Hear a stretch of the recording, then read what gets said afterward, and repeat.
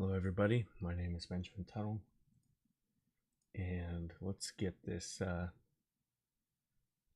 live stream started. I have a couple of news I want to share. Sorry, I haven't been posting up. I've been working on a project right now for the last couple of days. I'm trying to finish up a title sequence. I've probably been live streaming that too, so I haven't done much in terms of live streaming. I'll try to get back to that soon. Here, so what I'm doing tonight is probably going through something quickly. It might take a while, but we'll see.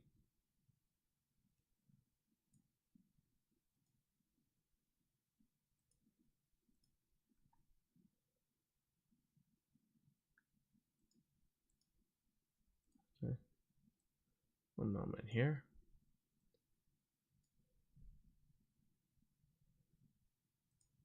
Oh. All right. So I think the issue was that there's some hair that's not working. This might... I think I know exactly what this is. Currently long high. I think it's smart hair.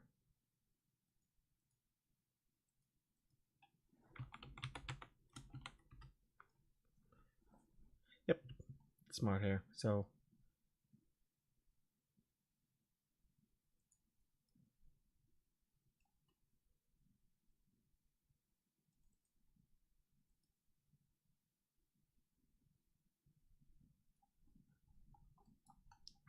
I don't think this one actually has.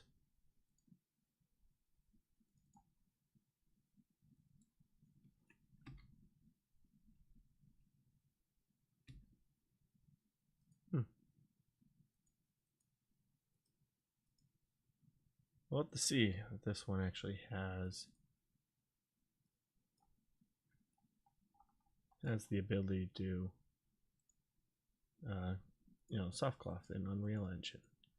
Because a lot of these iclone smart hair a lot of the stuff from smart hair doesn't have a weight map to it. So let's go see.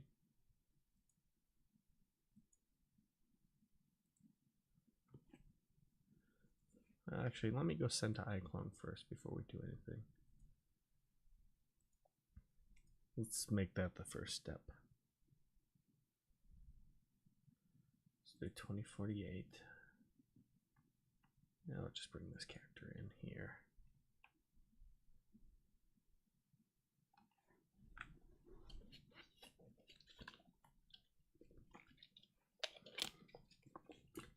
So yeah, kind of looking into a podcast idea. Don't have a title for it yet. It's sort of like I would describe it as like a panel. So we would discuss it through StreamYard. There's not going to be much of a technical thing to it. It's just more like experts talking and seeing like what like certain subjects. So the first episode would be about AI voices, because I'm going to be honest with you guys, I don't personally like AI voices. I don't think they should be used in your production. I don't think there's a lot of disadvantages from a creator standpoint, and not only that, but there's some serious stuff that could disturb you about like a lot of these sites that do AI voices. In terms of like morality and all that, there's some really sketchy stuff. Oh, hello there. So that's just something I've been kind of behind the scenes looking into that. I've tried it out, but I just don't. So I might come in with a bias, but there's reasons why I would say it would be useful for anybody. Let's say a really good example would be like if you're writing a script and you just need like a voice to play out just for pacing or something like that. It's not going to be in the final production or anything like that, but if you're just looking to do pacing and screenplay writing, then it works. I think that could be an interesting idea, or something very previs stuff, but not during the production, and because there's something uncanny valley to it that kind of will turn off the viewer attention. They won't it's hard for them to kind of relate to the story, relate to your storytelling if the character's robotic voices kind of causes some trouble. If you have like a human actor that's performing very well, people are going to be connected. AI voices, there's kind of like a disconnect. There's a couple of productions, people say, oh, the production values are nice, but I couldn't hang on because of the voices. That's something to be very aware of. So I want to talk about that, and see what people's inputs are, and kind of jump around. I'm looking to talk to a couple people this week about starting that up. Yeah, should I export the ABC file for baked hair for later? Well,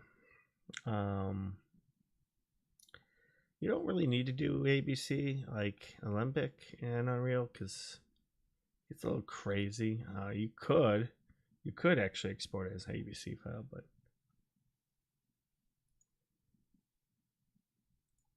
personally, I would just kind of adjust everything in Unreal Engine, especially with these hair cards.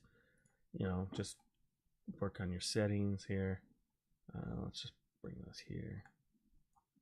So yeah, not only that, but there's also other subjects besides AI voices I want to talk about. The other thing is good screenwriting. I read a book not too long ago that was kind of interesting. It was kind of like everyone's heard of Saving the Cat by Blake Snyder.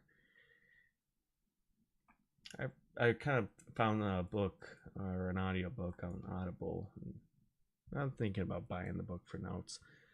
That covers that kind of is the antithesis of Save the Cat in some ways. This comes from a screenwriter who's, I think he's still working to this day. I think that would be an interesting subject to talk about because we've seen stuff like Save the Cat. DLSS 3. No, there's no DLSS. There's no feature for DLSS. There is one for Unreal Engine, but not for iClone. It'd be nice to have. So let's have a look.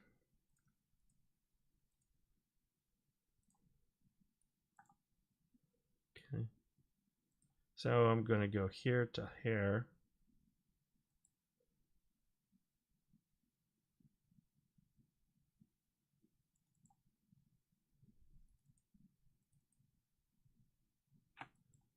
And see if that do anything.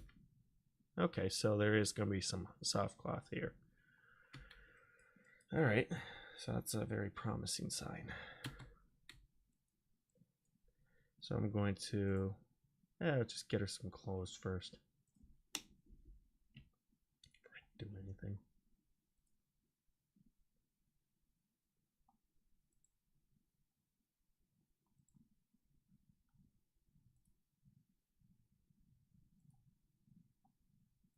Something like this. This will work. What the fuck? Bought this.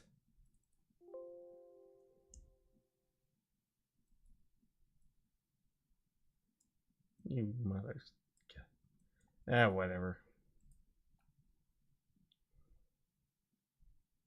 Let's just test out the hair. Doesn't matter.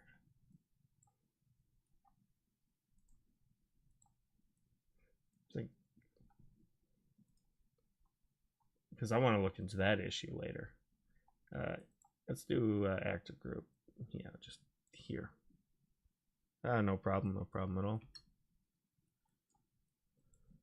So actor plus, I just want to see. Okay.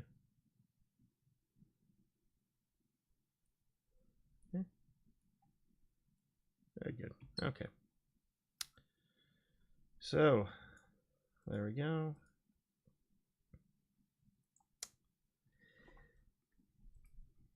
So yeah, screenwriting, editing. This would be kind of like the kind of different take what I normally do. I would actually like to talk about camera work too.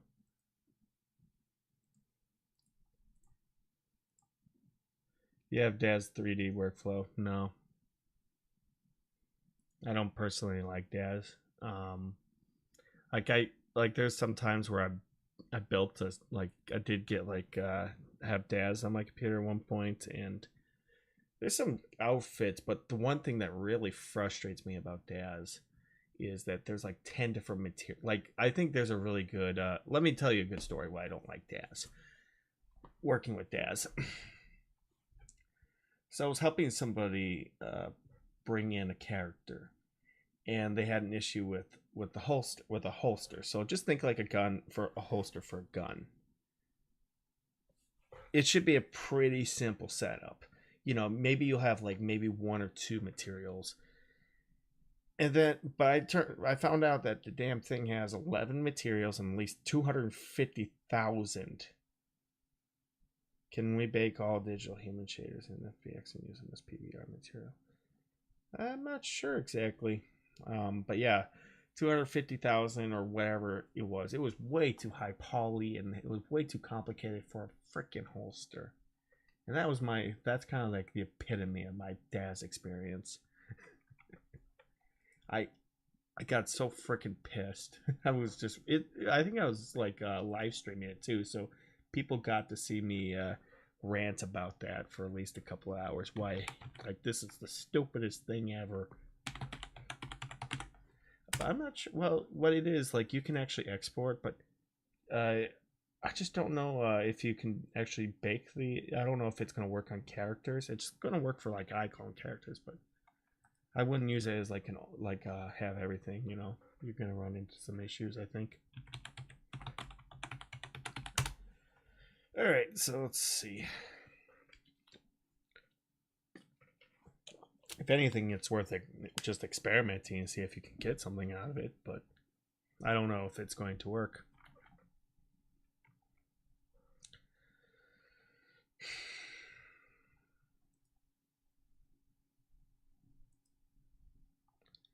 But yeah, the short answer for Daz is I did have like an account. I did have some subscription stuff, but I stopped using it.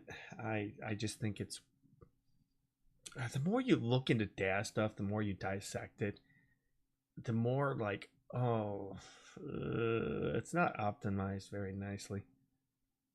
But I can't use auto setup for iclone 8 to CC4. Can you?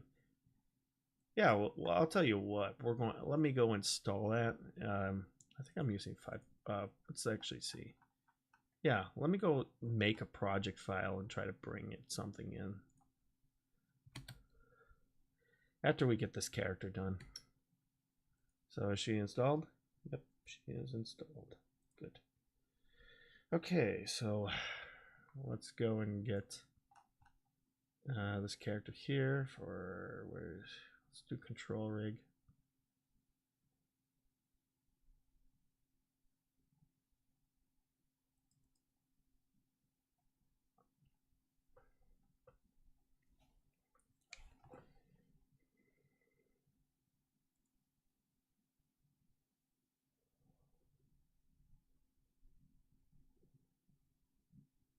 I controlled. Can you? I can't use blend. Like I don't have the blender pipeline. I haven't really experimented more of that. It's been in my list for a long time to use Blender for production. Like I can model, I can light and everything. I just haven't done the process. I've been working in Unreal Engine.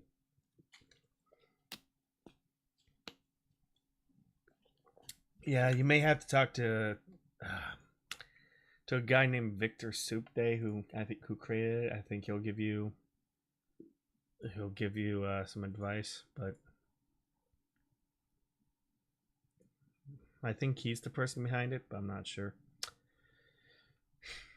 Because I know somebody who did work on that, I know somebody by the name of Victor worked on that. 60 frames per second. Okay, let's just import this and let's check.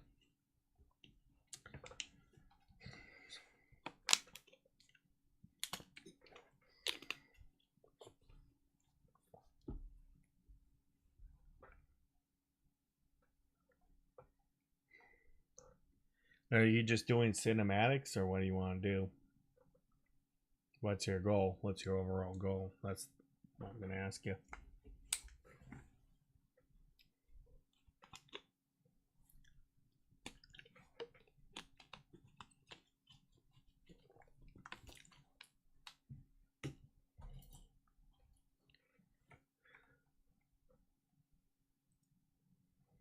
What the heck is this?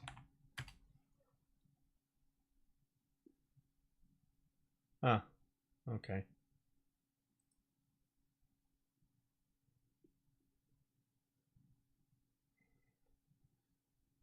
Why are you jumping between Unity, Unreal, and that's the question. You're going to three different pipelines. Like you're jumping. Yeah, like I don't deal with Unity. Like I just go with. I'm mostly an Unreal person, so like the question is, what's your goal? Like, what do you want to do? Because if you're going to Blender and you're going to Unreal and Unity, you're gonna have a lot. You're gonna have like three different pipelines to learn. So, and that's three different programs and different setups and everything. It's gonna overwhelm you.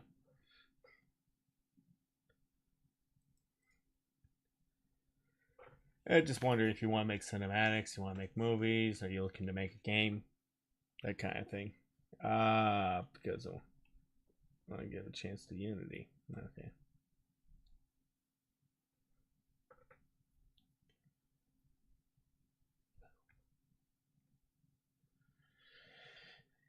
Yeah, no worries, no worries. It's just like I said, it's not bothering me or anything like that. It's just if you're trying to learn three things at once, like three different, I would say different setups, different platforms that we use, you're going to.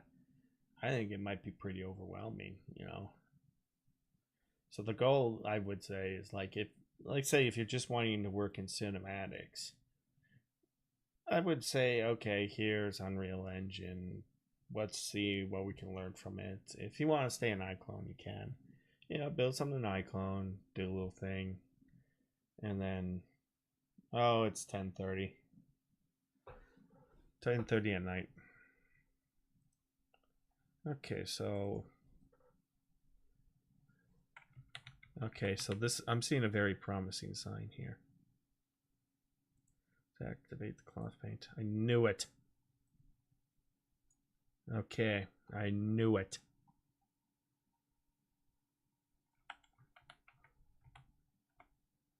So it's this, but it's not for this.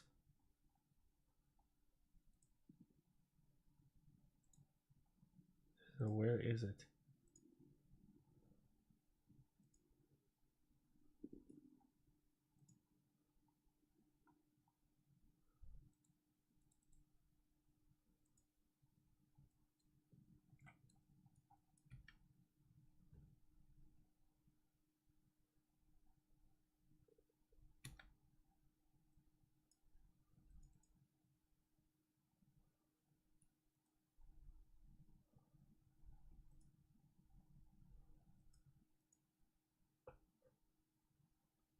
Yeah, I'm sure I'll keep it up.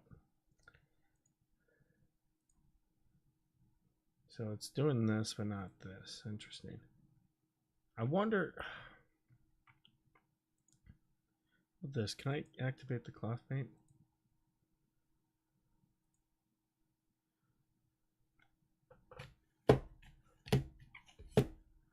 So it's working for one, not for the other. Okay.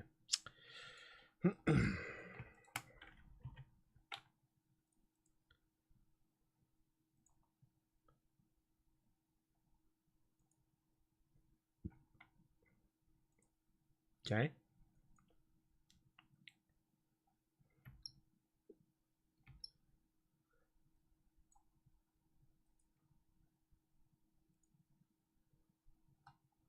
Can I just turn it off and turn it back on again?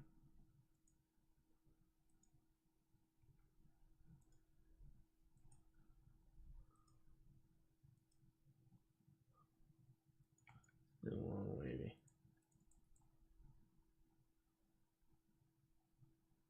I don't know. A-B blend. Probably not. Not sure how exactly that works, but I haven't really experimented much into that, like all the texture stuff. Hang on. I'm not sure with blend, because I'll show you. It's just a pretty simple process. You may have to edit. You may have to go into your shaders.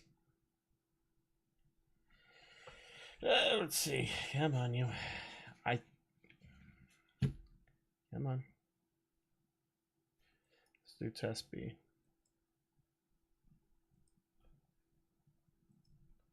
Sure, you may have to actually, like, the thing is, like, I would always just edit inside the program, inside Unreal Engine. I may have to edit certain things. I may have to, let's see. Sorry, just kind of in the middle of shit.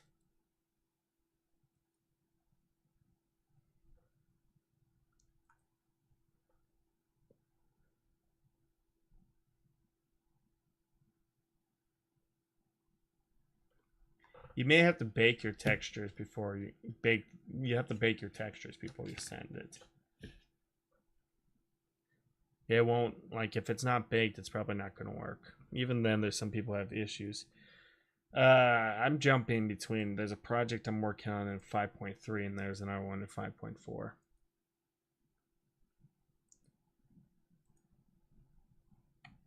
This one is, I think, 5. I don't know exactly what this one is. This is just something I'm pulling up for somebody quickly because they're having issues. Oh, the character's called B. All right, let's get this one working. Is it 5.4 compatible? I'm not sure. I just need to. I'll make a new project and send it in. I just need to do this test first. I just need to see if this works.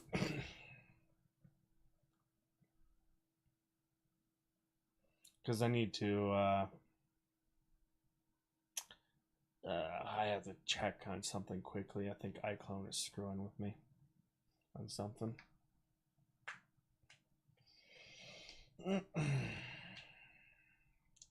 There's one that's 5.3 that I've been working on, but I've been working on this project for close to a year now on the engine version, so that's why I'm not switching it. I'm too far in to switch to 5.4.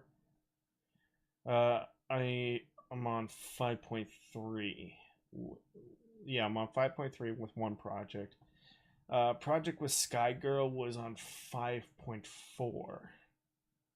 Skygirl was 5.4. I'm working on Red Strike in 5.4. I just don't know what this one is because this one was.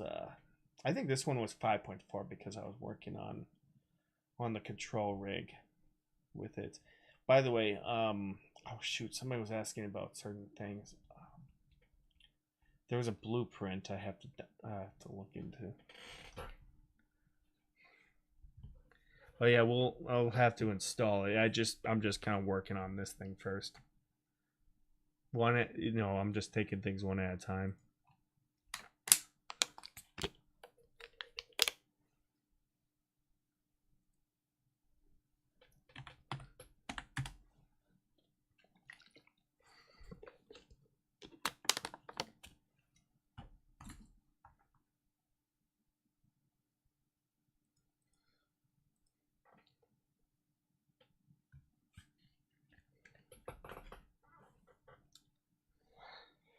Let's see.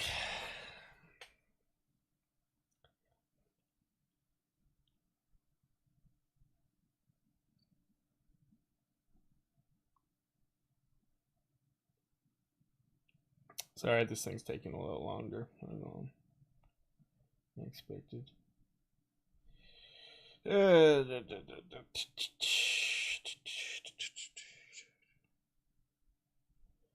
Oh boy. I just gotta check something quickly.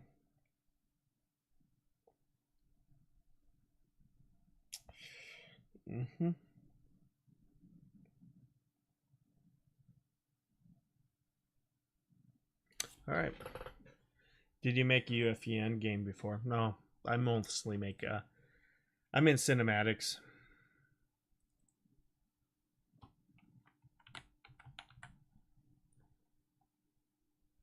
Okay.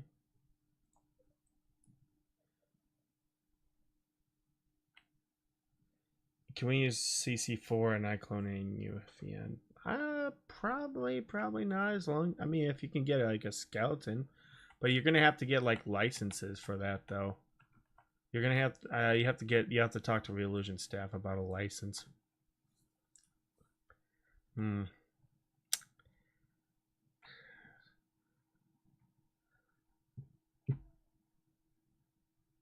So the problem, there's a problem.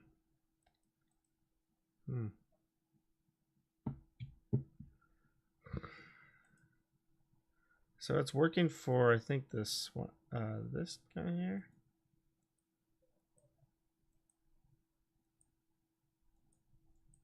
But not for this one.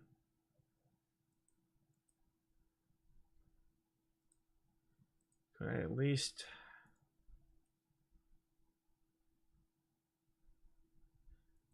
apply some data?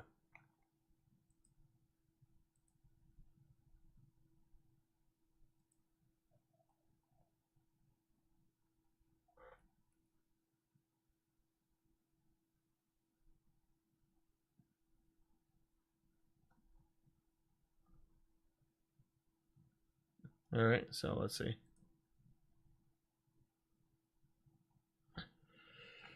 Can apply data, but not for this.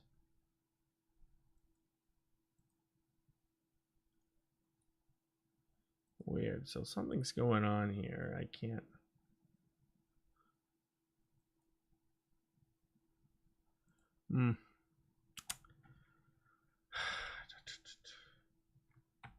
Fortunately, I can't.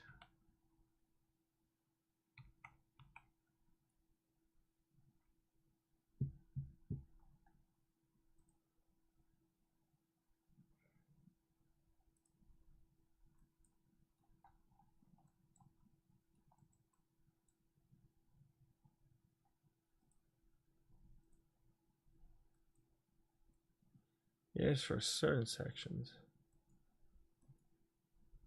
Not for this one.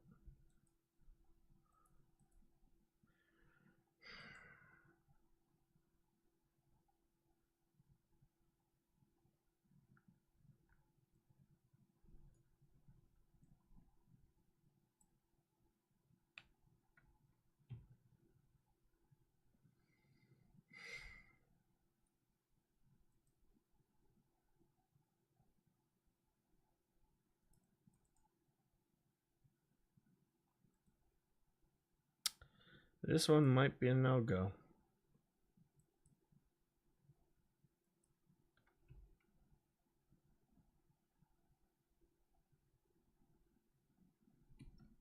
Don't world creator. No, I don't really know that.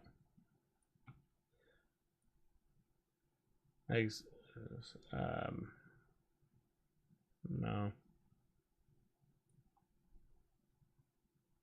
I usually, like, for anything like terrain and stuff, I usually use like Brushify.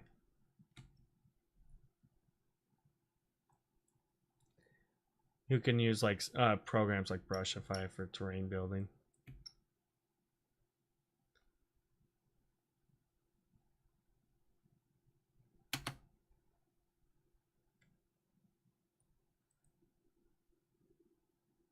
So it's here, but not on the back. Okay, I think that's a serious issue there. One I would probably discuss with Reillusion staff. I think there's just something messing with it. So I may have to make a new. We're probably gonna have to make something completely new.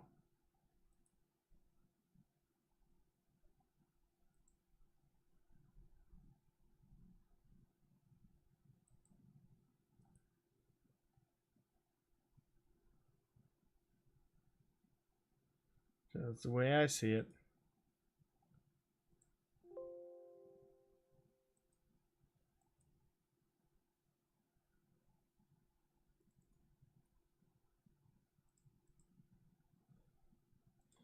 maybe it's just making an issue here, because this is just.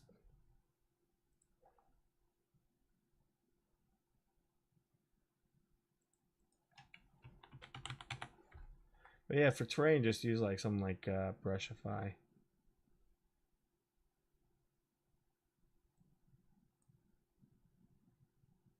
I'm just looking at somebody's issue here.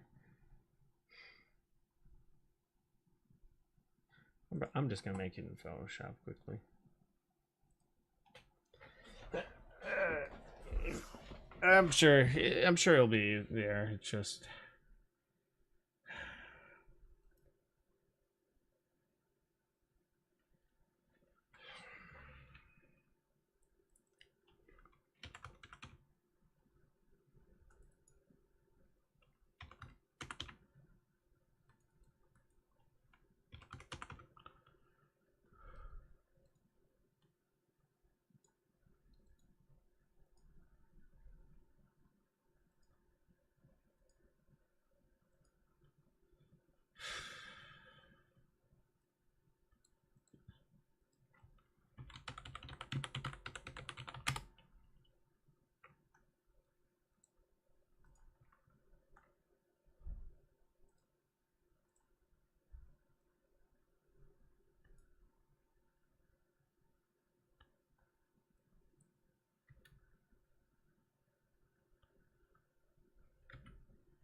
Sure. All right, that'll work.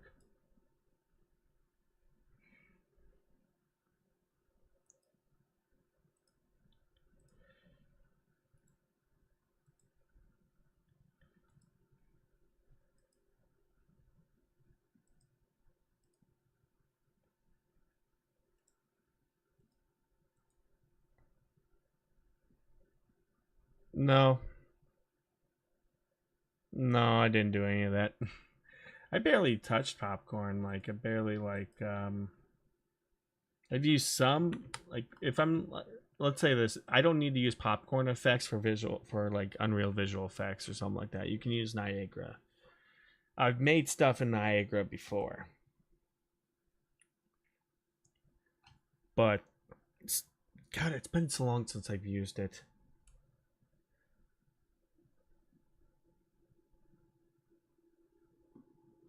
It's been like it.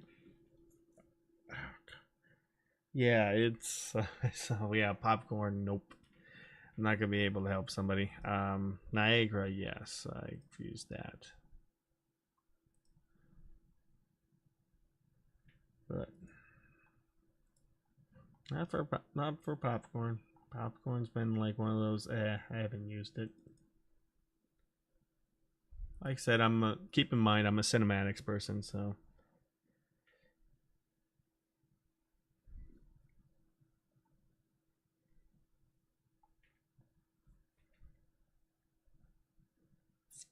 You want to talk about those abandoned plugins, or yeah, let's go have a discussion. Let's talk about some of the big regrets. One is iRay.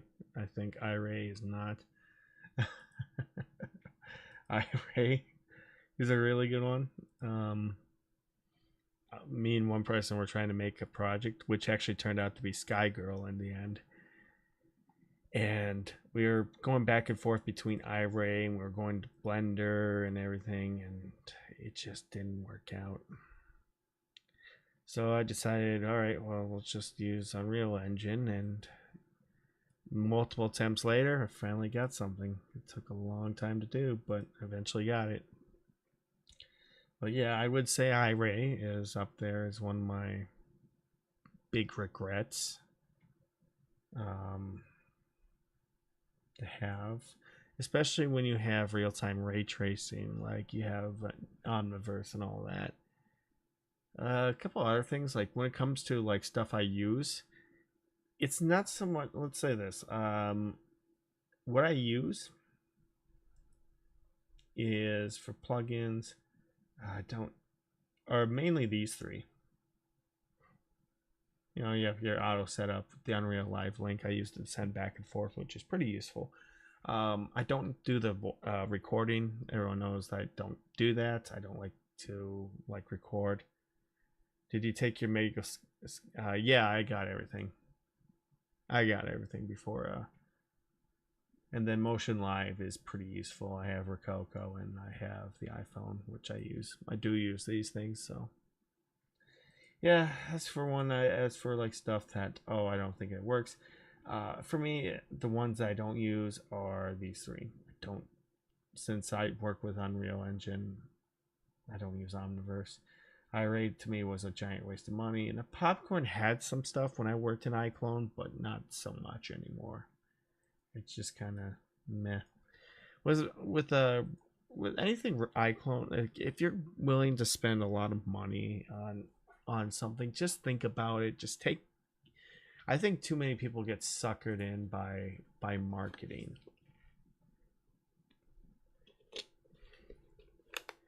Yeah, I mean it's a good thing. Yeah, I liked it. I think Rococo's getting better. I think people get suckered in by the marketing, but you have to take a couple steps back and think, do I really need this? And that's what I think about when I before I buy something. If it's going to be relevant to my productions. If it's not, I'm just usually you just have to think about it for a couple of days. Is it worth it? It's not worth it. Okay, I'm kind of more conscious about what I need to spend, especially these days. But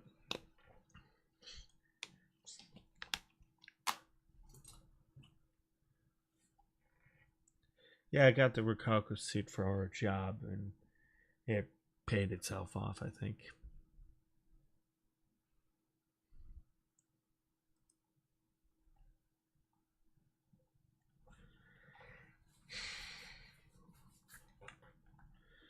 So,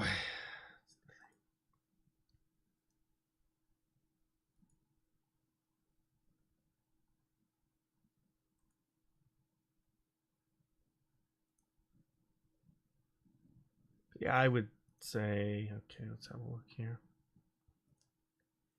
So, I reset it. I put a new, yeah, there we go. It's freaking broken, but hey.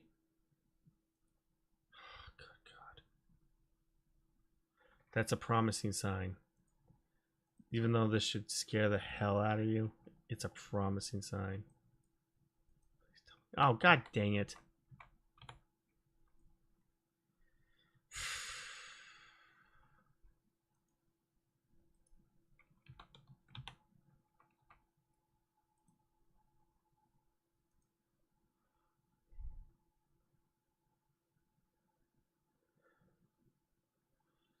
You don't make much money on YouTube. You really don't. A really good investment would be like looking for freelance work for VP stuff. Like if you're trying, let's say this. There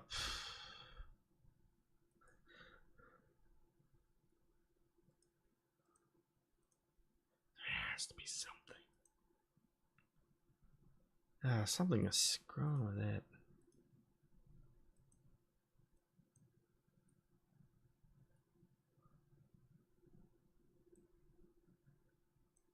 But no, if you can look into like making cinematics or working with virtual production, that's really what you should go for. YouTube isn't really YouTube isn't really a good way of making money.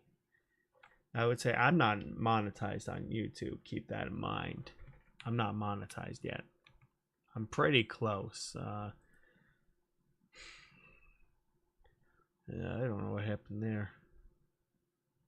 Well, it's that soft cloth, but it's just not letting me make it. So there's something that I'm not understanding.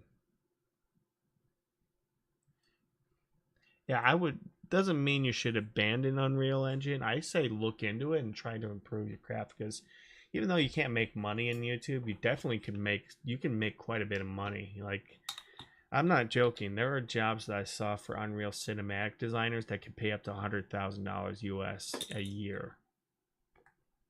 That's not a joke. I'm being serious. I applied for a few of those. Didn't get it, but still.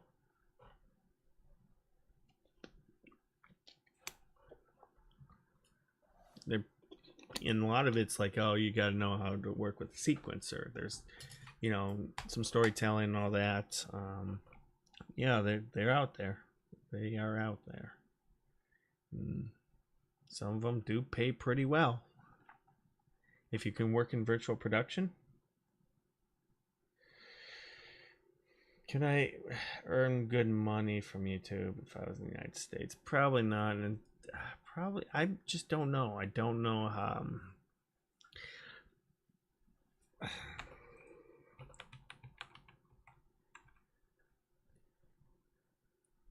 Yeah, so something's broken with this. Something is seriously broken with that hair thing. Well, yeah. Still. Yeah, it is. I'm just gonna have to let them know. Eventually, I think there will be an answer.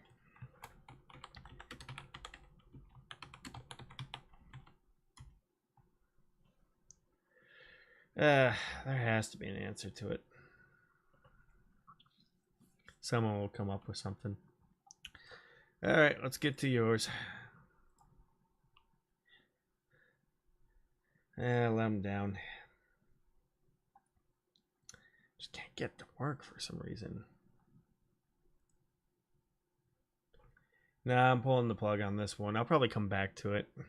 I'll come back to it in a couple, because I'll probably have to deal with that myself.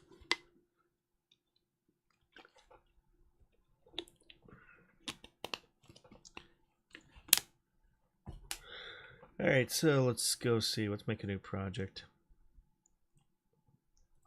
Let's launch 5.4.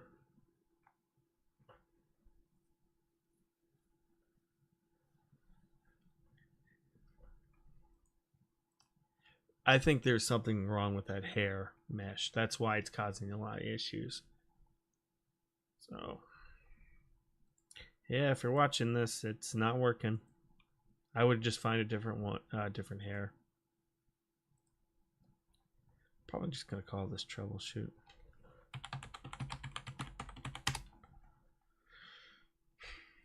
Damn thing's broken. And eventually there I know this much. There's gonna be a fix. There's gonna be a fix, and I'm gonna know about it.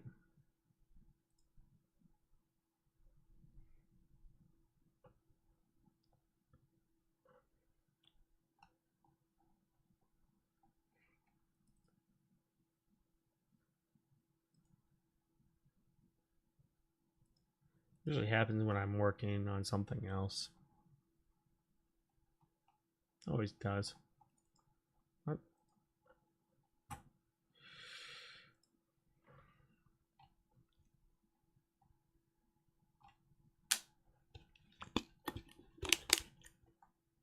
So around 5.4, it's also doing that compiling shaders.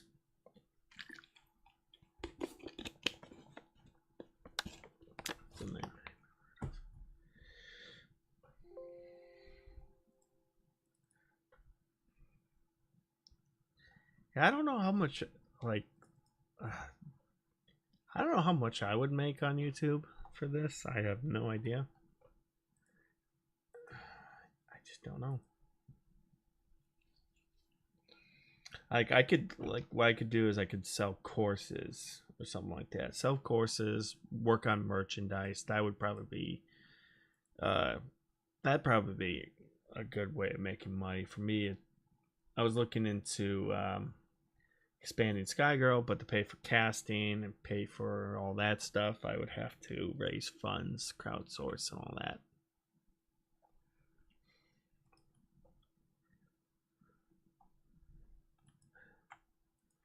I know there's some people who make millions off of horror films and all that, and they're not really good. You know, they're not well made.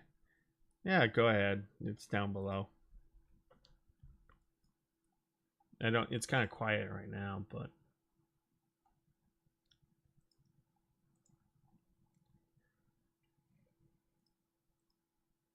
yeah, let's do this.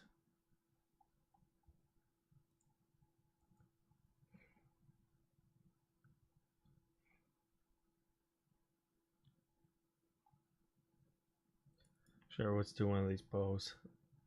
Little bow things.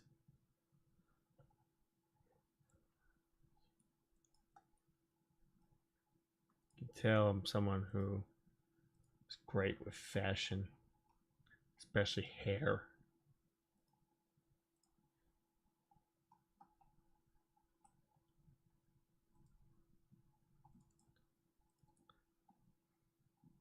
It did? Son of a bitch, hang on. Okay, so it works for me. It works here, so let's bring this character in. Okay.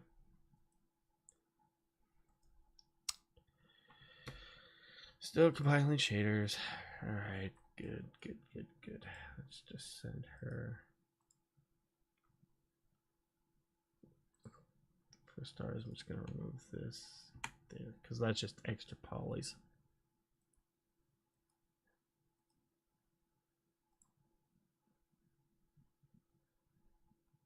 Okay, let me check.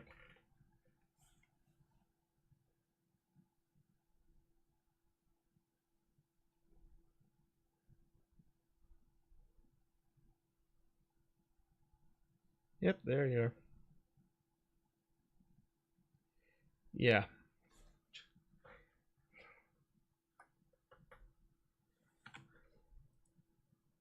Alright, let's see.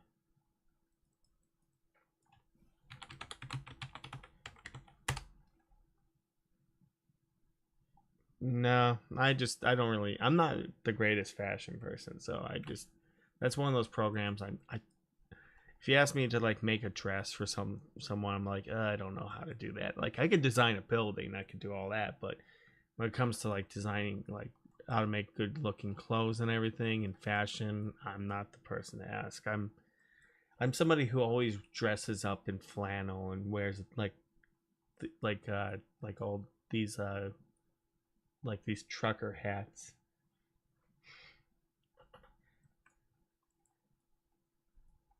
So I'm kind of like the last person who should be designing clothing.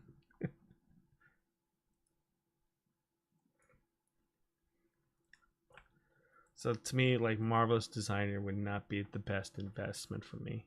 I just wouldn't be really good at that, especially designing this kind of clothing.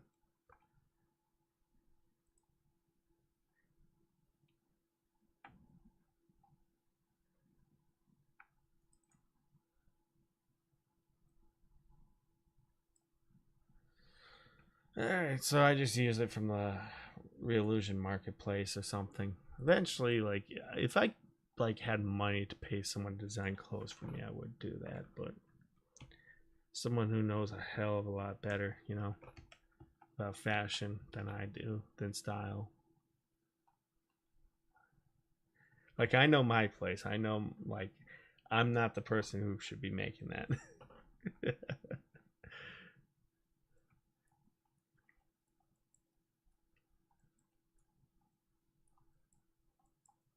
The person who wears camouflage hats and flannel should not be designing clothing. Do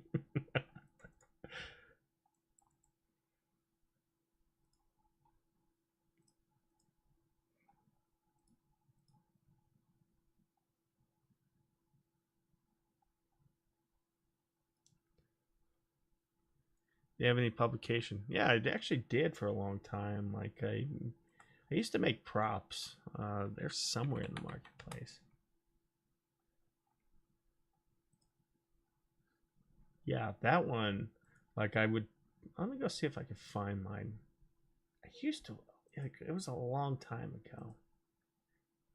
Heck, we can. Yeah, I can even criticize my own stuff. Let's do that. Let's criticize my own things. Beep, beep, beep. Ugh. Yeah. Well, this was years ago. I've gotten a lot better at it since then.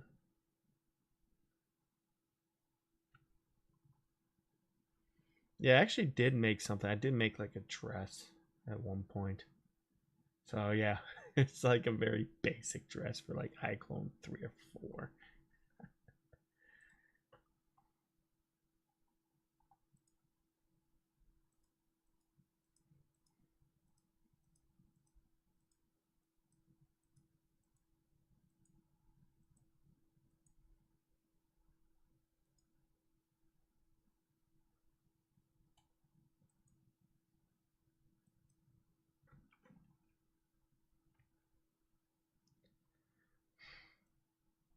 Yeah, I think this was one of my nicer ones, I guess. Did I make any profit? Nah, once in a while I have people buy stuff, but not so much. Stuff like this.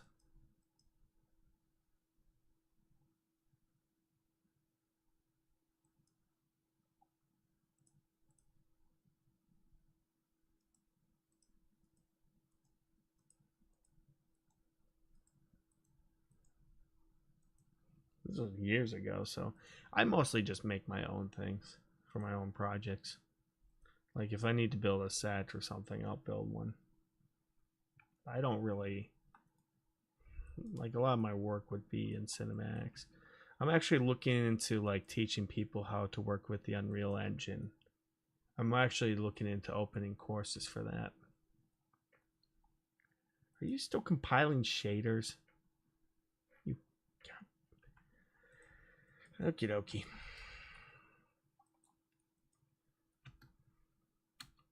All right, so what I'm going to do is let's export her in as an FBX to make sure it works.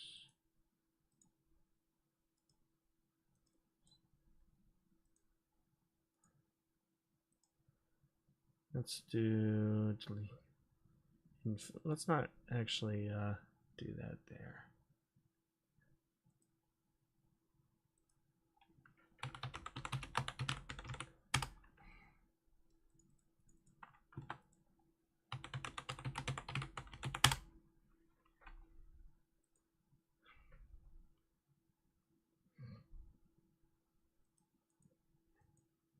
Whoopsies. I don't know about the money thing. Like, it definitely is a useful skill. Like, learning how to do all this is pretty useful. I'm just not sure about the YouTube side, you know. I can tell you if you're pretty consistent and if you can build an audience, I'm sure you can get something out of it. And not with that, but I think it varies by country too. I'm sure you could make something. It depends, you know. There are some people who have good luck with making horror animations. And if you're really good at that, if you know how, oopsies,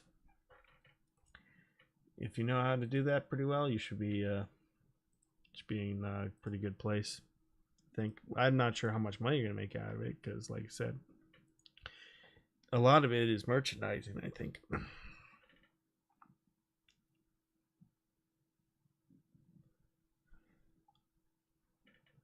Like building your audience and merchandising and all that fun stuff, but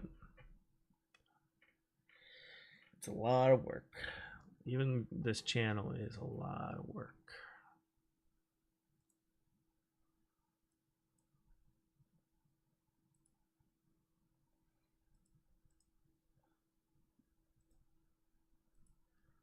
Okay, so this is the 5.4 file here. Might as well.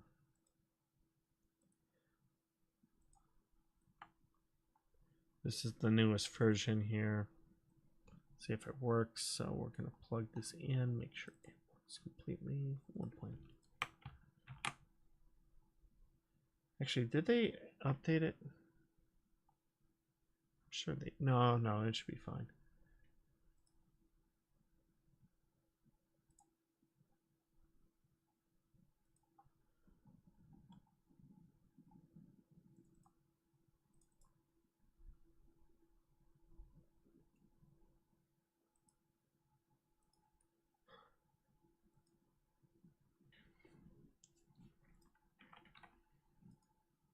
Yeah, I'm looking into actually. Yeah, that's actually another thing. I'm actually looking into doing courses, like private courses, one-on-one, just to raise money for my projects. You know.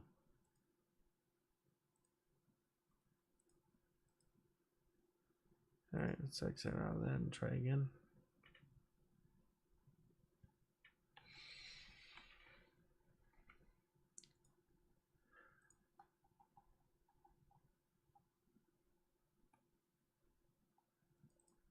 The one thing I just don't want to promise anybody is like, oh, you know, if you pay my courses, you're going to be an instant success and all that. I don't want to be doing that. I would rather just say, you know, my courses are here's A to B and see how do you combine 2D and 3D in animation. A lot of compositing. That's compositing work. That's, you know, stuff like you probably see it in After Effects and all that. You can actually work with like post-process volume and all that, but that's yeah, you can actually work with post-processing volumes. Oopsies. To try to achieve like a cartoonish look, but it really depends on what you're trying to aim for. I wouldn't just copy styles. I would actually just find out like what to work with. Most important thing is retention, like what you need to aim for. Like know your audience, know what you're making, and aim for it. And how long you can like here's one thing you need to know. If you can hold your audience to at least 8 to 10 minutes, and not 8 to 10 minutes.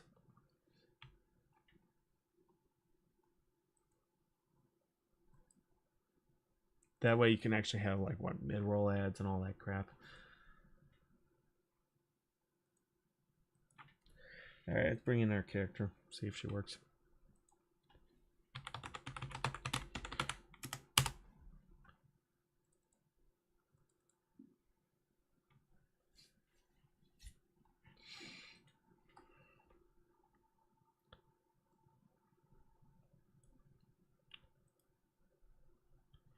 Yep. Where can I find your courses? I'm still, like I said, I'm starting something soon. I have a playlist for iclone animation called the iCloner's Beginner Guide or something like that. That's like a free course thing I've been working on silently. Private courses I'm still setting up.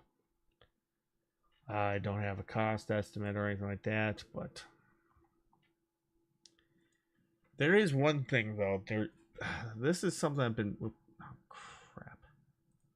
Yes. Okay, hang on. Let me go through this quickly. Before I do something stupid. T0 as ref pose. Because I'm going to do something really stupid. Import morph targets. Okay, so these two you should check. This will give you distortion issues in your skeleton. Morph targets is for your facial animation. Custom sample rate should be at 60. Or you can put at 0, but I just, since I know the frame count, I do 60. Okay, import all. Alright, so yeah. The beginner's guide to iclone 8, that is like something you see on my YouTube channel. It kind of covers everything, including like an advanced animation. A little animation thing where I explain turning the head and using the curve editor. For an Unreal course, that would be private. Cost is to be determined how much it's going to be and how long it would take. It'd be a private one-on-one course through Zoom. The reason why I'm not doing a full series course, it's just one of those things I would rather just, people seem to struggle with that quite a lot from like video courses, and I rather just teach people one-on-one just to let them know what they're dealing with. Let them know, because it's kind of like a very complicated system. Yeah, you can, well, it won't, no, you can actually get the FDX files into iClone easily, but you're not going to replicate the system. You're going to have to just bring in the skeleton and have them go to, have them learn your animation. If you know what I mean. I mean, if you're just doing iClone cinematics, if you're doing Unreal Engine cinematics, don't you don't have to worry. I think you just the main thing to focus on. If you're just doing Unreal Cinematics, I'm just trying to figure out what you're trying to do. Are you trying to do animated short films? What are you trying to do? Yeah, but don't you can do animations and stuff, but I wouldn't just bring in assets to work in from Unreal. I think if you're trying, this is just something I really need to. I think. Hang on. Sorry, I'm just need to think for a second. I would do only animations just for blocking. Just block. iClone is your blocking tool. If you're planning to do Unreal animations, iClone is your blocking tool. I see this happen. I get asked about this quite often. People want to film and get everything all set up in iClone, and then they do it and then bring it back into Unreal Engine, like props and all. That's a waste of time. What you need to do is you need to like set up your scene, set up your set in Unreal Engine, and then like just transfer through the live link back to iClone, but it's going to be as basic dummies. There you can actually animate around the dummies as a blocking tool, and then you send it back in either through live link or my method, or what method I use, the FBX method. Otherwise, you're just overcomplicating your production setup. And the other thing I always like, people are wondering about, like, oh, this is like a money saver thing. They're trying to buy a bunch of iClone assets and try to bring it in, which is kind of ridiculous because iClone stuff can be really expensive. I would only just do like maybe characters and animations, but that's about it. Yeah, so that's my little thing. Just export the game engine, don't worry about it. Okay, so we have a character here.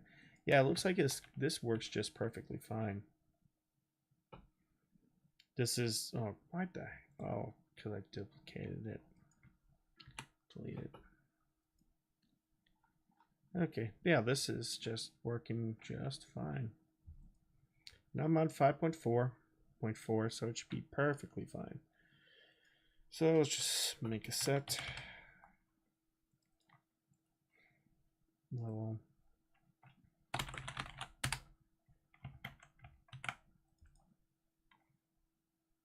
Sure, save it. Okay.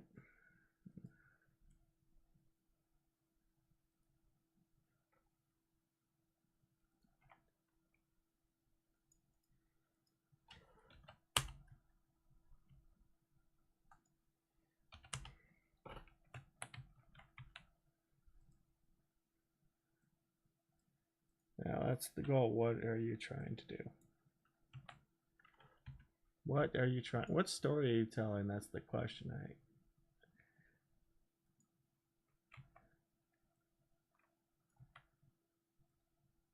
That's something I'll probably have to ask people. What story are you trying to tell? Okay.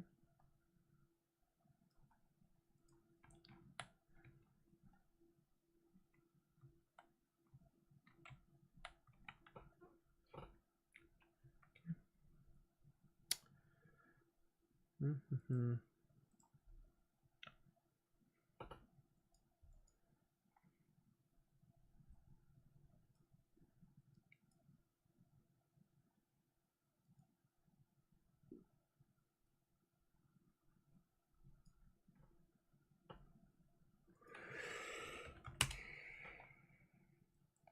Yep.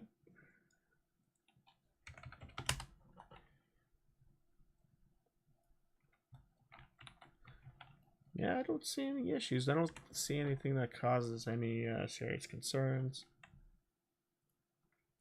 So I'll just kind of do a flyby. I don't know if UFE ad content makes like, if you're just trying to make money, I don't know much about it. God. Which, oh, that reminds me. Oh, that's something to really think about. It's got to be a passion in the storytelling and all that. Because that same thing I mentioned about that guy who wrote screenplays. Like he even mentioned that as most successful, apparently he was not most unhappy because he just didn't have any passion in it. Something along the lines.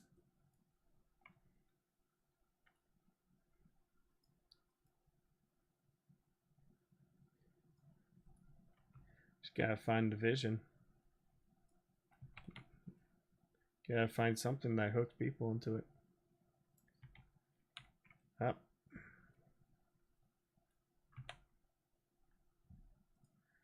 Yeah, no. Well, I think that's probably the most important thing I would tell.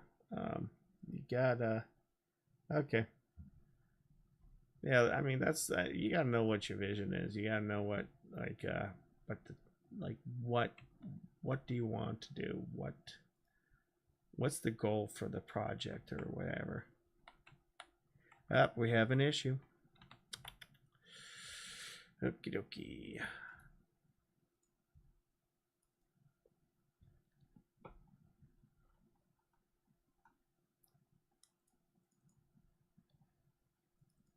If you know what vision it is and all that, you can be in a pretty good place.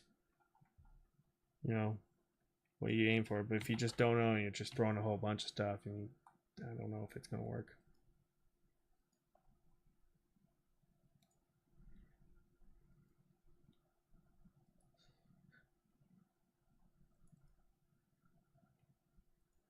But yeah, if you're really good, like I said, if you're really good at cinematics, you can actually make some good money. Because this could be a pretty good opportunity, but you gotta be really passionate about it. You know, otherwise, because I'm gonna be honest, this can be like a very, this is very, like a slog to go through. All the production stuff. There's like it's late at night for me. So if you don't do it, and it's a lot of work, there's no easy button. And it's not a lot of fun. It sucks. It can flat out suck.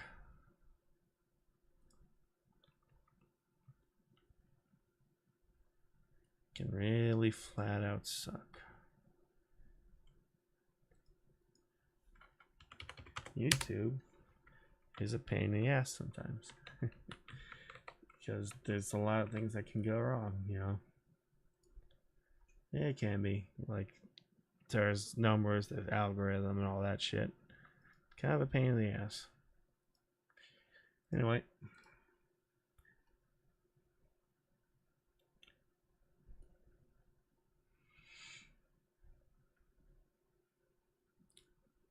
Saw someone with their scalp, but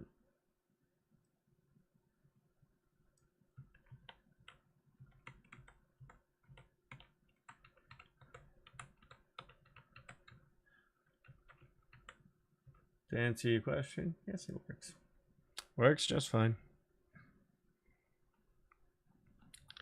That's how I see it.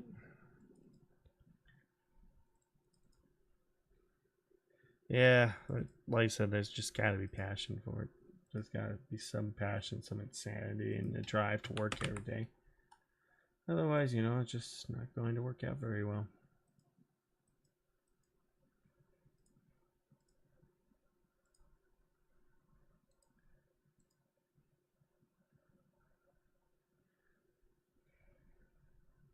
It's my so even though I go through this every day and I work on something and I'm often harsh to myself, it works out in the end of the day. And maybe someday things will be good.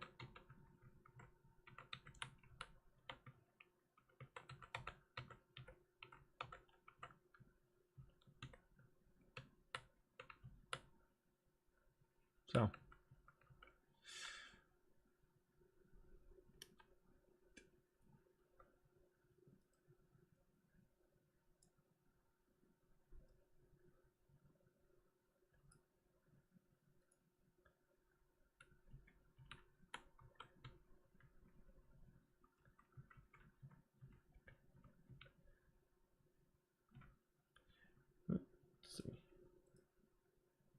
No, that's not good from this angle.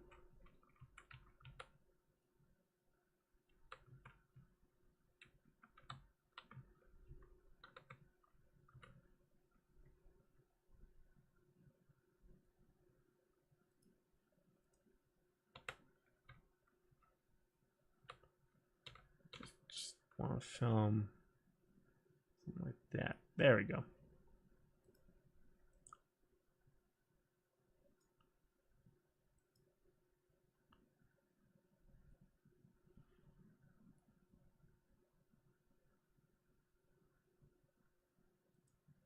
What aperture is this on? It's pretty shallow.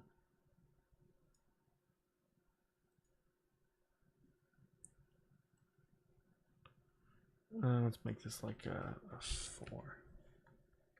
Okay. Let's increase to 15.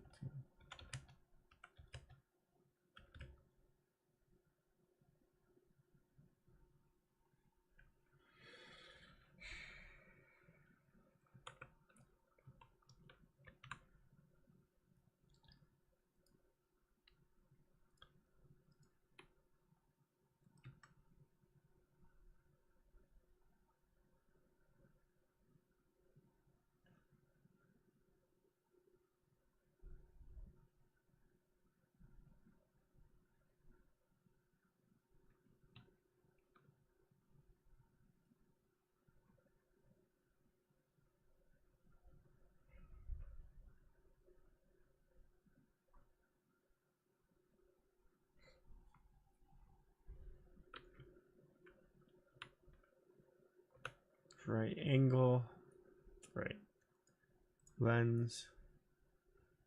There we go. Yep. Light.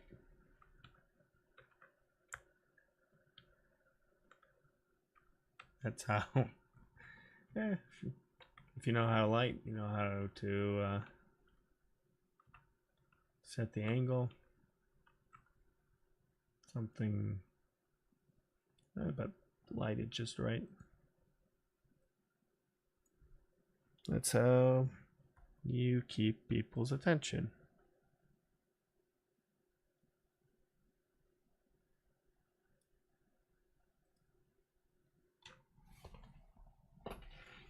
That's a pretty good way of making money. Just gotta get people's attention. Anyway, I'm bored. It's 11:30, so sorry I couldn't get to work there for the hair. Maybe we could try that next time. But at least the 5.4 thing works. So, whoopsies. Alright, I'm gonna get back to work on Endgame. Right, you know what? I might as well actually, you know what? I'm gonna work on Endgame for you guys. You guys get to see it. Why not?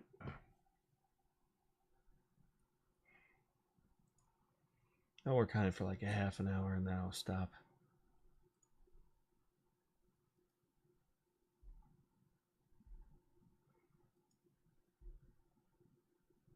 Yeah, I just don't know. Like I said, I just don't know if it's gonna be worth it making, all that stuff. But who knows?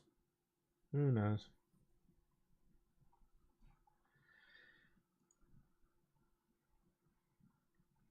I used to have doubts like that until something like Skygirl came along and does pretty well, and I thought, okay, just keep going. Because that's the weird thing. Like, I was so doubtful about Skygirl. I just wasn't sure if it was going to work or not. Like, I always thought, oh, the production's going to be crap, and it's going to be utter crap. Like, why would I spend some time on this? Blah blah blah blah blah blah. But everybody goes through that process. Everybody think, there's a lot of people who just go through this and think, oh, it's not going to work. Just keep going at it, though.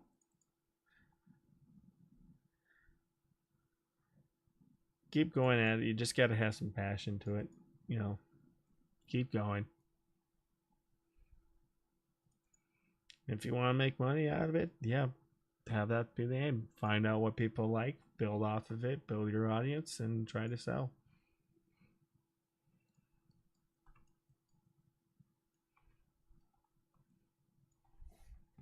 There's no easy button. There's no I win. It's just hard work. Hard work, practice, and just shoot. Shoot something. Make something, build something, just experiment. Find what works. Try it over and over, you know. Adjust if need to. Adjust. Because that's the thing. Like, if you're constantly... You just gotta have to find out. Not that, but there has to be some fun in it.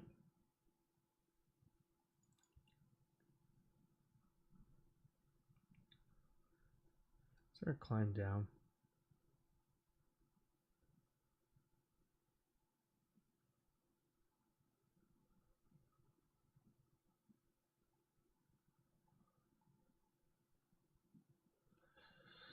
Yeah, that's one of my little sermons. Just have fun. Even though I'm like, it'd probably see me frustrated and bitching and complaining, like, ah, it doesn't work.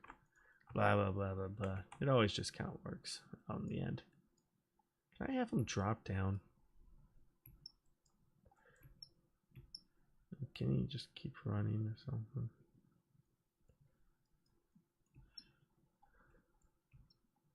That's the thing, just do what you gotta do. Do what you gotta do.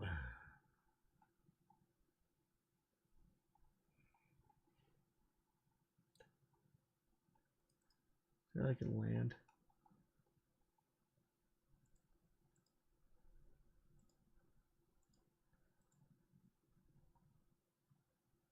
No.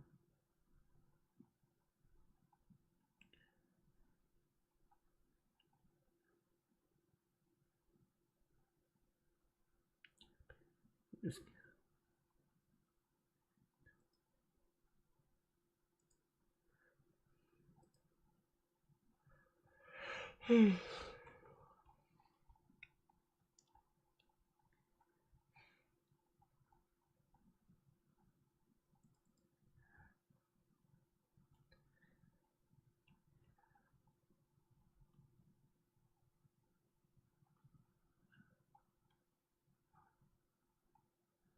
Yep.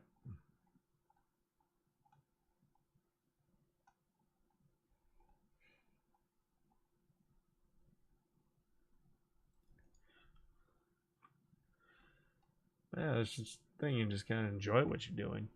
Gotta enjoy this. Not, it's just gonna be just a drag. It's not gonna work.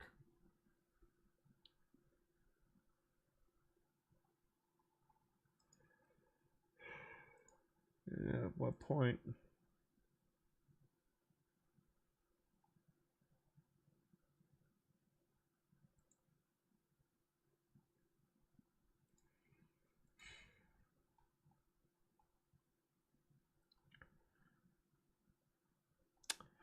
What would he mean?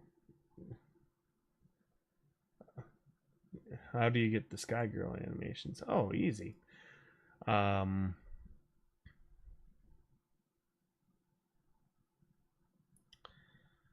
let's see. I did an Unreal Engine for starters. I rendered everything in Unreal Engine, but yeah, it was actually. Did I save it? Oh, I didn't. Oh boy. Well, let's just go to Troubleshoot. Oh, thank you very much. But yeah, I just worked with the main thing is it's lighting. It's about light.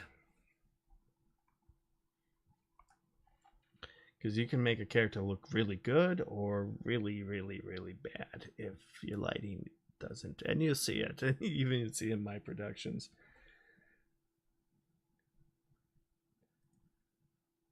You can even see if it's good or it's bad. You know, it's all in the lighting.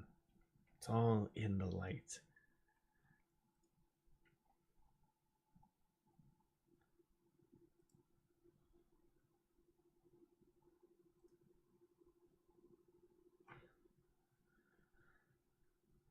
It's all in your lights. That's the thing. So let's just go into this character here.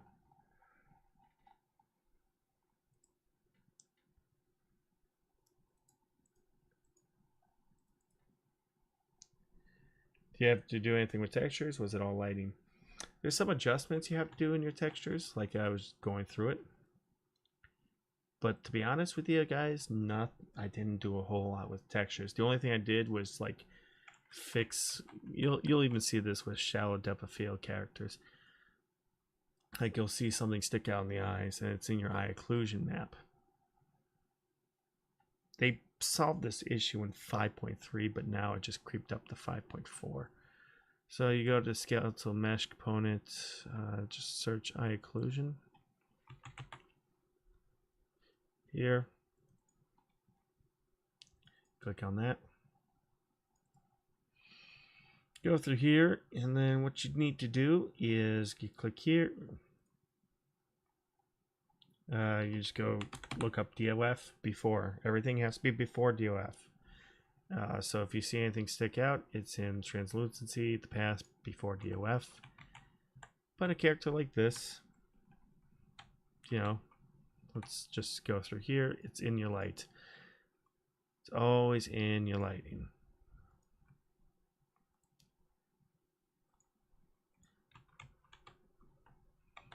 It's good. And not only that, but camera too. I have my own I have this little camera, cinematographer light. So let's just put the character through a level sequence. Jeez. Oh, guess not. Let's just make a new one.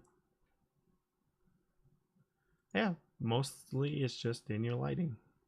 It's in your lighting, how the character, what mood, all that fun stuff. Really, it comes down to what you're trying to tell to your audience. Like for Skygirl, I kind of think about environment, so I'll go through Skygirl quite a bit. And I'll show you my thought process on it.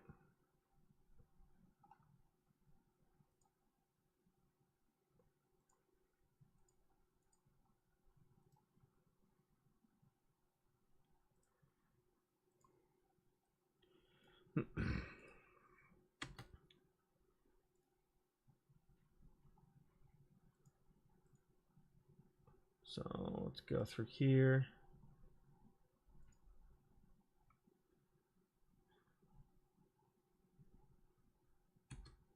Let's not choke my graphics card out here.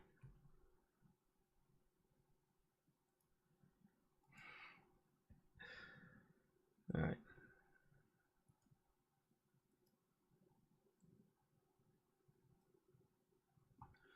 So yeah, this lighting is based in kind of a couple experiences. Being up in the Highlands, you're going to deal with overcast lighting.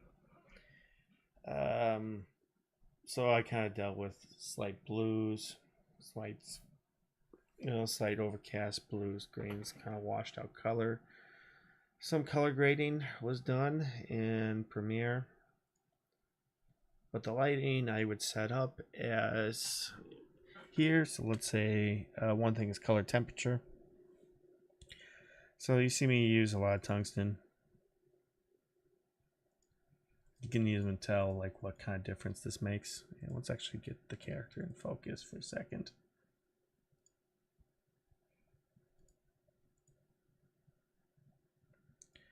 So Skygirl is 9,000, something like that.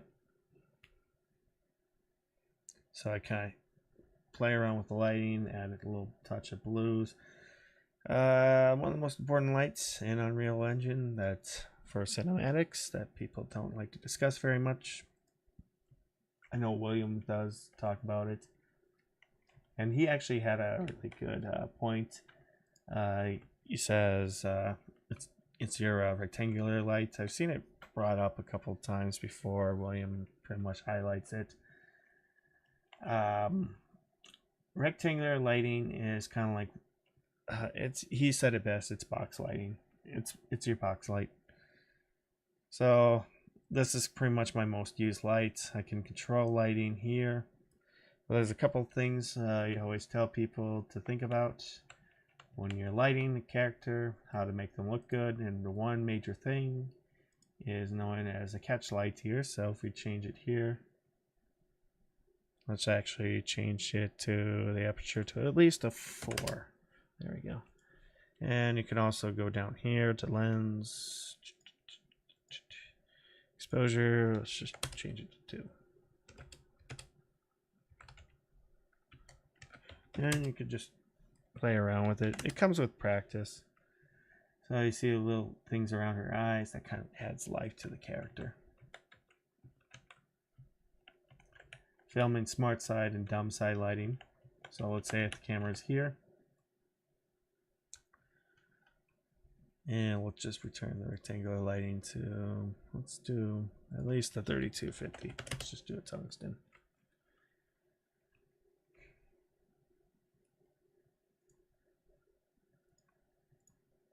Okay.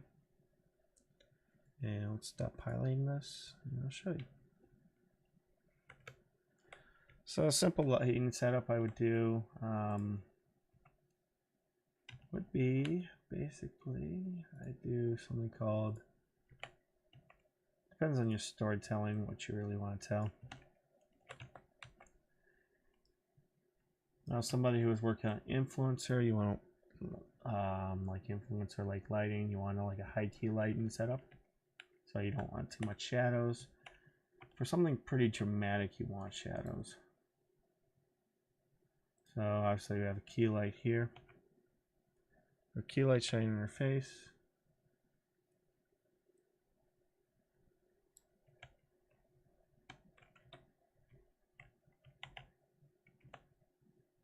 Yeah, also the choice of camera. I would also, like, if you're really wanting to do, if you want to do like high quality scenes in Unreal Engine, don't use the default.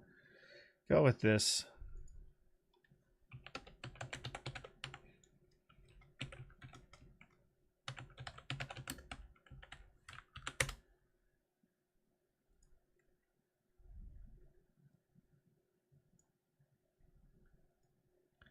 Go with this system. It does a lot of the heavy lifting for you. Like it does, like you can go in and edit all this stuff in your camera in Unreal Engine, but this does a lot of it for you. It also even sets up a pretty important thing, which is this is pretty useful. Here, you know, has everything for you. You just have to make some adjustments here and there. So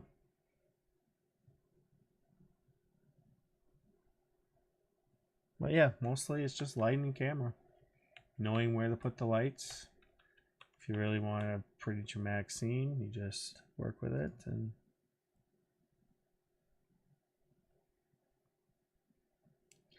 kind of playing with light and shadow.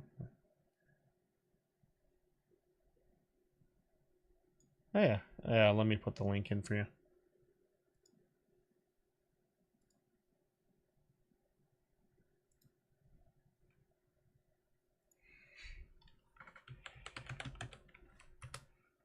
But I would just play with like I would definitely just look at real world lighting, like knowing how to light a character and everything.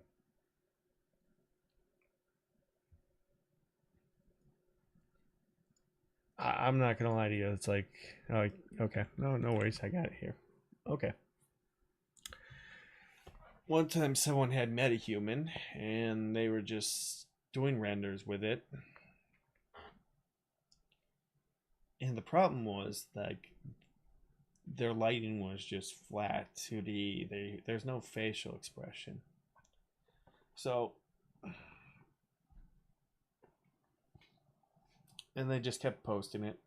No worries at all. Yeah, they just kept posting these images of metahumans with no facial expressions, and they were so poorly lit. One time I opened my phone up and I saw a nice light. I saw like it looked like a David Lynch nightmare field, like one of those little jump cuts he would put in that would scare the hell out of you. It looked like one of those moments, and I'm like, I dropped my phone, like, what the fuck? It was one of the ugliest renders I've ever seen in my life, and it was done with MetaHuman. It's just his issue is, one, he didn't have any facial expressions, but two, it was just so terribly lit. It looked so goddamn horrible. Like, you can have metahuman, you can do all that stuff, but if you just don't know how to light and you don't have good animation, it's gonna look like shit.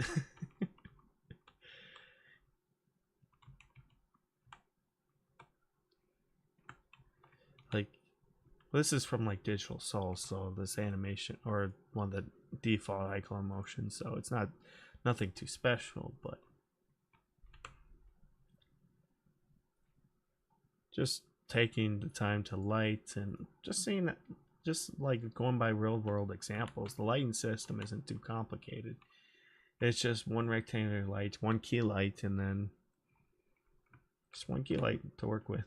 You can get really creative with your lighting. Like, I'll show you. Let's go to, oops.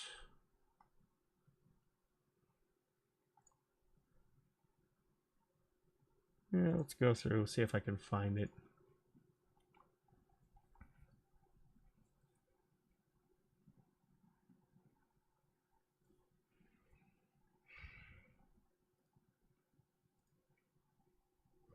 Let's go through my title sequence.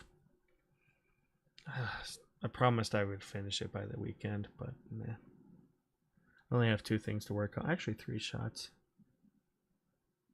Where would it be? No.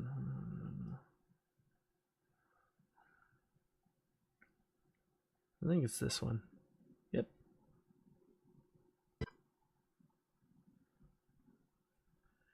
So it's just like a lot of it was pretty simple lighting. It's just you have one harsh key that has a backlight. This is a title sequence for a 007 film.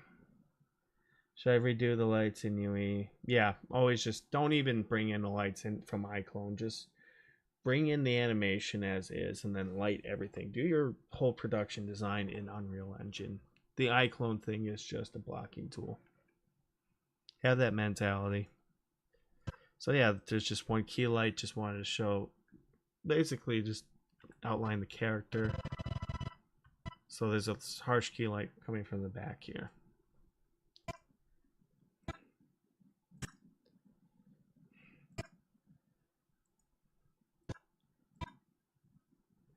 So I always think light source, so I put a rectangular light in here. Pretty much, I think it was like a red one. Something, I think, close to at least, I think 2000 degrees Kelvin. 2000 degrees Kelvin. So a lot of it's pretty simple lighting setup here. Lots of backlights. I used this as a flag, so it doesn't bounce the light back into him. Because what Unreal will do is it'll bounce light back. You know, if you have something that's really reflective, it's pretty useful as a diffuse. But I didn't want that. I wanted to work, and you see me, I've done this many times where I make like a surface of a flag so it absorbs the light.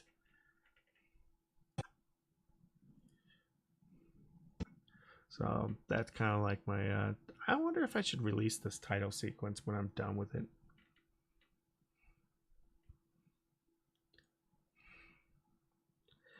It's up there as one of the trippiest things I've worked on.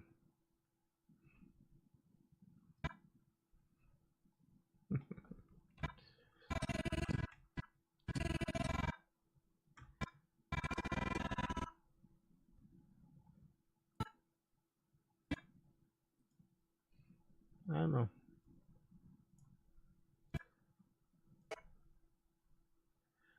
Let's talk about this.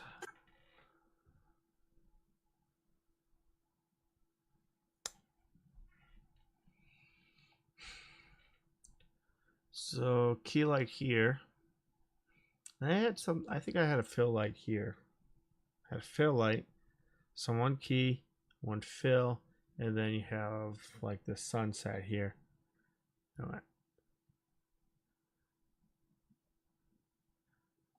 But yeah, this is smart side lighting, if I remember. Yep, smart side lighting.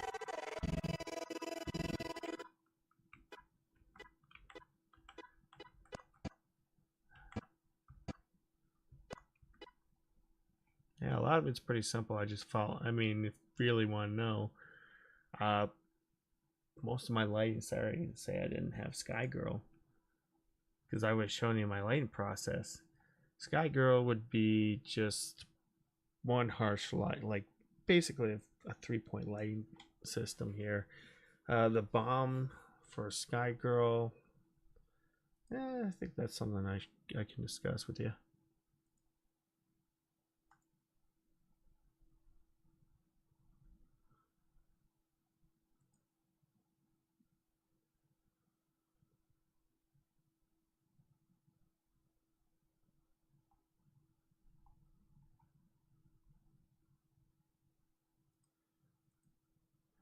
Let's see.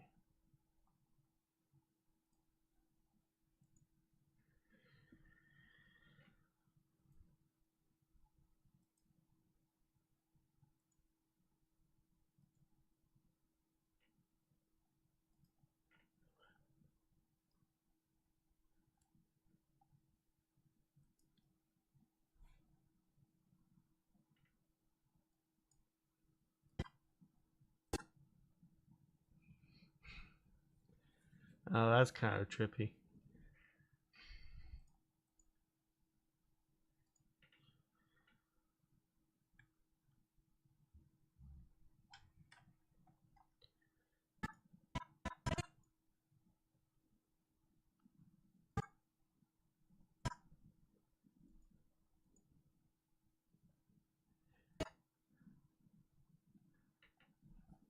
Okay, so this one, yep, greens and yellows, greens for the aura borealis.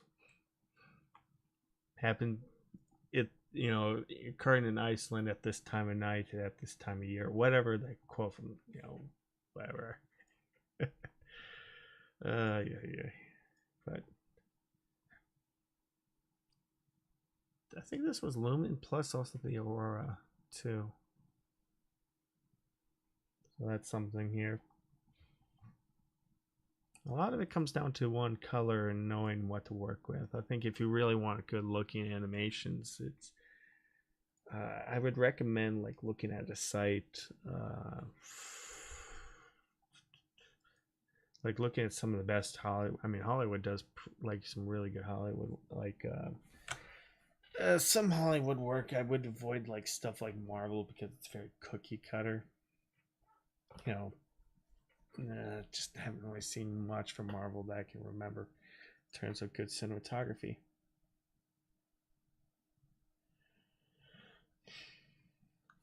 Let's see. For me, I like when I made Skygirl. Like, I'll break it down quickly. I'm all over the place today.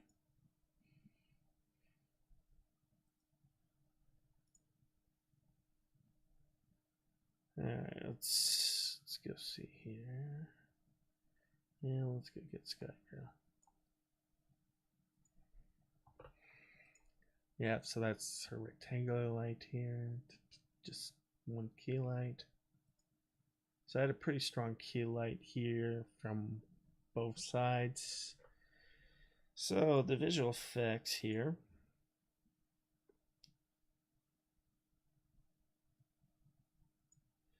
Let's go through here.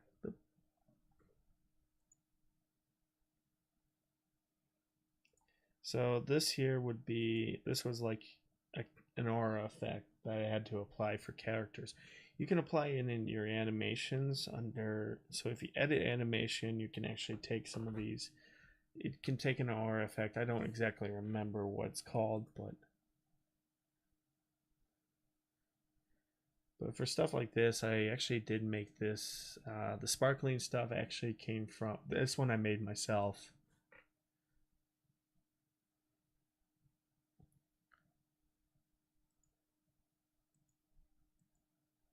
So Yeah, I made this one myself. Basically, what I did was I went to Niagara and just found out how to make particle effects, something glowing. Then I used the glow, like a short ball, and I increased the ball's emission as like a glowing thing. So if an object animates, I would increase the emission in your sequencer and decrease. So that's how you get that effect. The aura came from the marketplace. I think if you can search it, there's like a million of these things.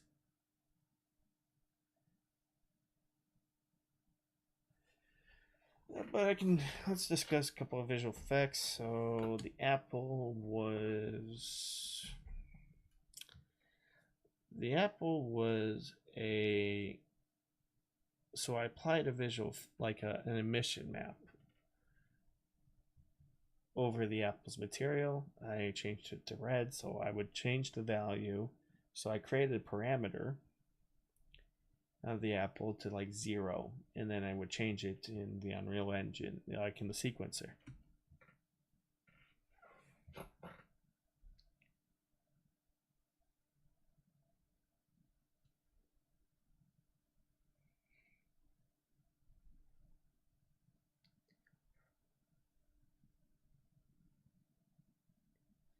There and boom.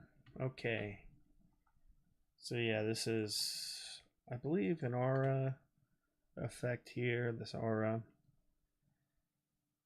This is something I've gotten asked questions about quite a few times, is how do I get that camera angle? I used a crane. I also rendered in 240 frames per second. If you use a crane, you're going to get pretty good.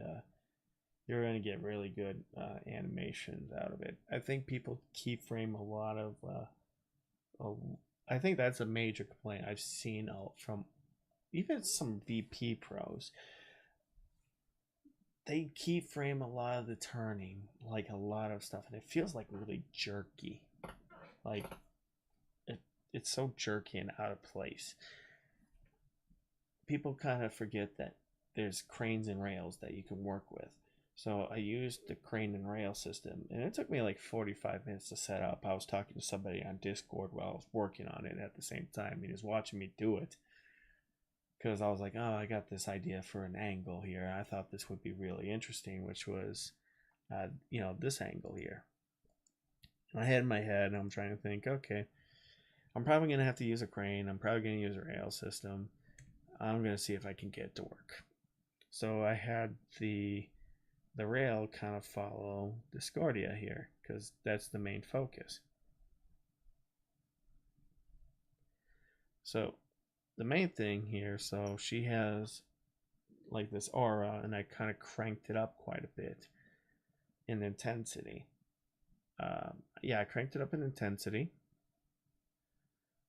as and I attached it to her right, to her arm before she takes the punch, and I kind of had to adjust it.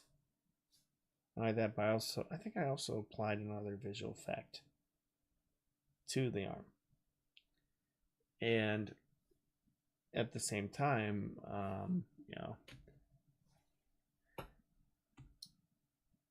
you see this. That's what I thought. No, there were 3 of them. So there was a bunch of auras here to intense, and then it kind of had this explosion effect. It didn't work out. So that this here was my own creation. This was my own particle effect, which was like a burst, like sparks. It's pretty easy to make. You can do it in like 10 minutes.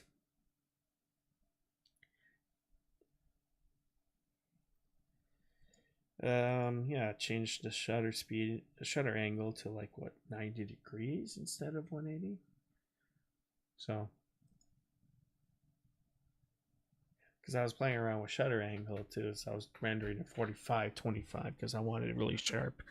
I wanted everything to be sharp, when I rendered this in 24 frames per second the first time, it was too fast. People didn't see it. It would have been way too fast, and just absolutely, it would have made people really sick. So I changed it to 240.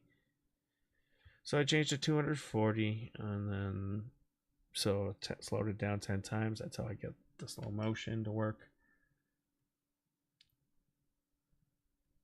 And pulled in, pulled out. Not only that, but there's also a little camera trick that I did as well. So when she grabs her by the throat, you kind of see the camera slowly pull out.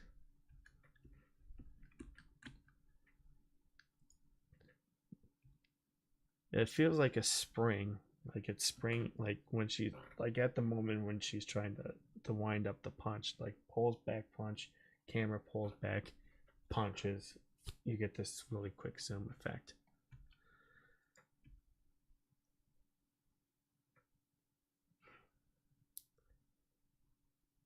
So yeah, that's one. I had to share that too because I think it's important. I think the camera needs to reflect the action.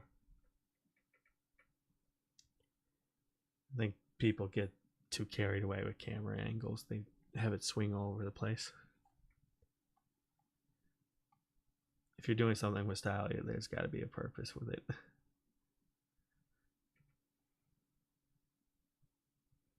So let's see this one here. Or some. Whoop. Yeah, no problem. But yeah, this one was actually a physics effect that was such a pain in the ass because I tried having the apple hit her and bounce off her head and fall. All right, so yeah, I had the apple hit her and the apple would bounce in a certain way, and then she just kind of falls over. But it didn't work out very well. And yeah. Let's go here. Let's discuss this.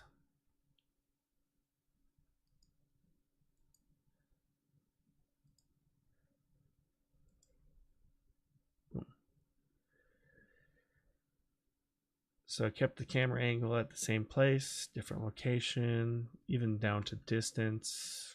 Stupid hair. Same distance, same place, but I just overlaid a visual effect on my own. I used it in Premiere. I did something in After Effects, and then I just kind of slapped it in Premiere. Lighting, obviously, I used rectangular lights here, along with the lumen. Boom. Hopefully that helps you. If anyone, I'm probably gonna head out. It's midnight where I'm at, so yeah, yep. We'll be back to live streaming soon. Gonna try actually finishing the 007 sequence thing. I'll probably do it tomorrow night. So, yep. Probably, I'll probably think what to work on tomorrow night. We'll see. Anyone has any questions, let me know. I might just plug in the Patreon thing, might work on that later in the week. Probably describe that. I was surprised I still saw like 3 people sign up for it. They didn't pay anything, but thank goodness. I don't know. Anyway, yeah. So yeah.